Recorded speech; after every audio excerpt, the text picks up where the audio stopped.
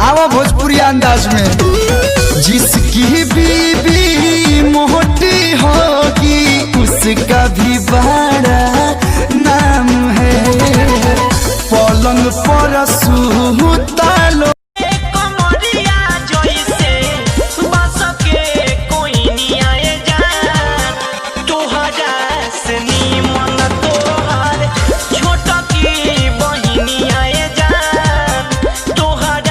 एक छोटा सा सपना है मेरा, बस 4-5 बच्चे हो मेरे और सबकी मम्मी अलग अलग हो। ए तू हमरा से बोलत काहे नहीं खा? हमरा प्यार के बदला में बोला का दिल बाड़ू हो।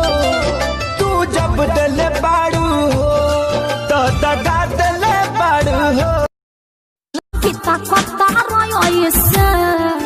तोहर गाल धागे गेंदा के फूल जैसे, फूल जैसे है गोरी फूल जैसे। तोहर गाल धागे गेंदा के फूल जैसे, फूल जैसे। हमरा लहंगा के पीछे बड़ी मार भइल बा, पागल दीवाना यूपी बिहार भइल बा, बुझला? हाय बनारस के हमरा नइखे होगा। को खलता है मुझे मशहूर होना, कि सभी को खलता है मुझे मशहूर होना, गुनाह का खुद को पैरों पे खड़ा होना। कहाँ रहनी हो? स्कूल पर एगो आन्हर भीख मांगा आए रहल। हाँ 10 रुपया देनी है तो कहता का तू बहुत सुंदर बड़ू बेटी। सुंदर कहलक हाँ तब पक्का वो आन्हरे रहल।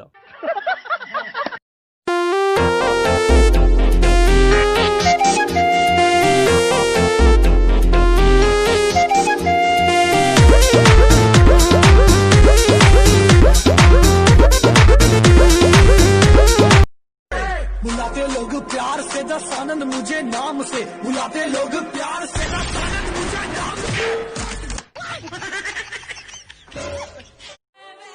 आज के बाद हम नहीं मिलेंगे। क्यों? मेरी शादी कहीं और फिक्स हो गई है।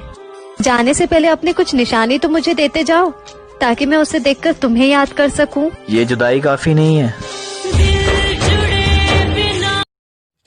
दिल अब भी ना भरा हो तो आज देख मैं तेरे शहर आया हूँ। दिल अब भी ना भरा हो तो आज देख मैं तेरे शहर आया हूँ। तू सिर्फ नमक लाना जग मैं अपना साथ लाया हूँ।